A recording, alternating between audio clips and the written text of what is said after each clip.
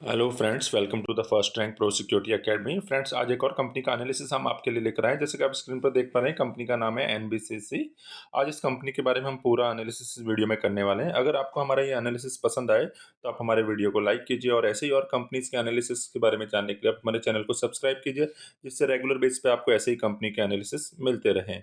हम ये video only और ओनली एजुकेशनल पर्पज से बनाते हैं। हमारी तरफ से इस कंपनी में सेल या बाय की कोई भी रिकमेंडेशंस नहीं होती है। तो चलिए जल्दी से शुरू करते हैं वीडियो को। जैसा कि आप देखेंगे, कंपनी का नाम है एनबीसीसी इंडिया लिमिटेड। ओके, ये जिस दिन हम ये वीडियो रिकॉर्ड कर रहे हैं 14 नवंबर को, उस दिन ये कंपनी का जो शेयर प्राइस है 114 रुपीज़ पे ट्रेड कर रहा है, 4.7573% पॉजिटिव साइड्स में। Okay, NBCC India limited government India Navratna enterprise में से ये एक कंपनी है। Under the ministry of housing and the urban affairs के अंडर में ये कंपनी रन होती है। The company cooperates in the three major segment में कंपनी काम करती है: project management, consultancy and engineering, procurement and construction and real estates. तो कंपनी के मेन तीन बेसिक सेगमेंट्स हैं। उसमें है, फर्स्ट है प्रोजेक्ट मैनेजमेंट कंसल्टेंसी का सर्विस प्रोवाइड करती है कंपनी, इंजीनियरिंग प्रोक्यूरमेंट करती है और the construction and real estate के सर्विसेज प्रोवाइड करते हैं। उसके बाद कंपनी का इसका मार्केट कैप है 30,818 करोड़ का मार्केट कैप है। कंपनी का जो प्राइस है, करंट प्राइस 114 रुपीज़ पे ट्रेड हो रहा है। 52 वीक हाई इसका 131 रुपीज़ है और 52 वीक लो जो है 70.8 रुपीज़ है। स्टॉक अभी 46.2 के पी पे ट्रेड हो रहा है। बुक वैल्यू इसकी 9.89 है। डिविडेंड यील्ड 0.59% है। आरओसीई 33.2% है। आरओई 25.5% और फेस वैल्यू इसकी 1 रुपीज़ है। अगर इसके प्रोज देखें तो कंपनी डेप्ट फ्री है। कंपनी ऑलमोस्ट पूरा डेप्ट फ्री हो गया है। रेगुलर बेस पे इसके डेप्ट रिड्यूस होते जा रहे हैं। Okay, company has delivered a good profit growth of 51% के सीएजीआर से लास्ट 5 ईयर से कंपनी ग्रो कर रही है। Company has a maintaining a healthy dividend pay out, 32.7% का डिविडेंड पे आउट ये मेंटेन करती है। कौन्स में एक ही कौन सा है कि कंपनी का जो शेयर प्राइस है, स्टॉक जो है वो अभी 11.5 टाइम्स पे, इसकी बुक वैल्यू से 11.5 टाइम्स पे ट्रेड हो रहा है। इसके पीयर ग्रुप के साथ में इसको कंपेयर करके देखें तो लार्सन एंड टुब्रो जो है, जिसका अभी करंट प्राइस 4004 रुपीज़ है, वो अभी 34.27 के पी पे ट्रेड हो रहा है। आरवीएनएल रेल विकास निगम लिमिटेड जो है वो 58.96 के पी पे, एनबीसीसी 46.15 के पी पे, आईआरबी इंफ्रा 29.64 के पी पे, कल्पतरु प्रोजेक्ट जो है 26.07 के पी पे, केईसी इंटरनेशनल 30.85 के पी से और आयरन इंटरनेशनल जो है वो 25.57 के, इरकॉन जो है वो 25.57 के पी पे ट्रेड हो रहा है। तो एक एवरेज पी पे ये कंपनी का शेयर प्राइस जो है वो अभी अवेलेबल है।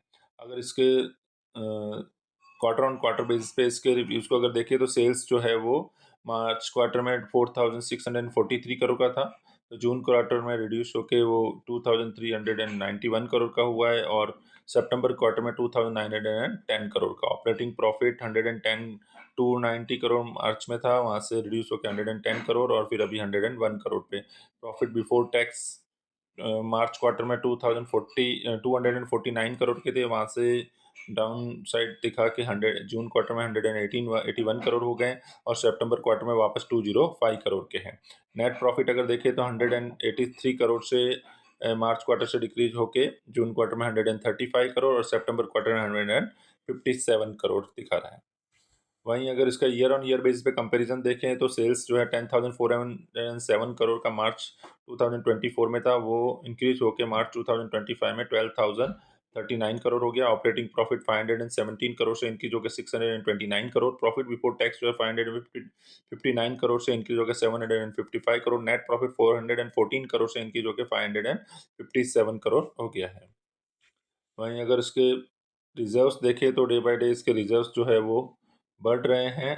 टू मार्च क्वार्टर में अगर देखें तो मार्च 2024 में 2046 करोड़ के रिजर्व्स थे, वो इंक्रीज होकर मार्च 2025 में 2209 करोड़ का हो गया और सितंबर क्वार्टर में 2401 करोड़ के। वहीं अगर इसके सामने डेप्ट देखें तो बोरिंग्स जो है 1 करोड़ से सीधा 0 करोड़ हो गया है। इन्वेस्टमेंट बेसिस पे एवरेज दिख रहे हैं, अदर असेट्स कंटिन्यूस बेसिस पे इंक्रीज होते जा रहे हैं। वहीं अगर इसके प्रमोटर्स की होल्डिंग देखें तो 31.75 करोड़ मार्च से जून में, 61.75 करोड़ और सितंबर क्वार्टर में एज इट इज़ है।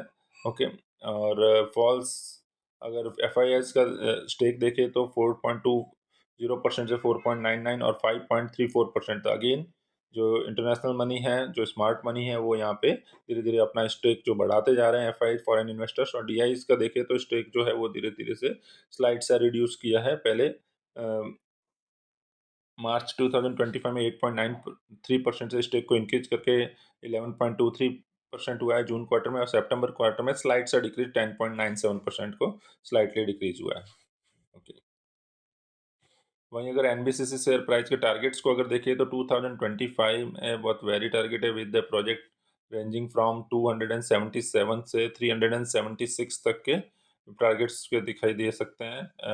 Depending on the analysis source, some source predict target price of 277 and 290. City factor like the government support and the infrastructure project like the tax haven projects have a higher target of around 376 based on the anticipated growth in the construction sector. तो friends, ये सारा analysis जो है हमने वो only और only educational purpose से किया हुआ है। हमारी तरफ से कंपनी में सेल या बाय की कोई भी रिकमेंडेशंस नहीं है। अगर आपको हमारा ये एनालिसिस पसंद आया हो तो आप हमारे चैनल को सब्सक्राइब कीजिए, और ऐसे ही रेगुलर कंपनीज के एनालिसिस के बारे में जानने के लिए आप हमारे चैनल को सब्सक्राइब कीजिए, और जिससे रेगुलर बेसिस पे आपको ऐसे ही और कंपनीज का एनालिसिस टाइम टू टाइम मिलते रहें। बहुत जल्द लौटेंगे एक और कंपनी के एनालिसिस के साथ में, तब तक के लिए धन्यवाद।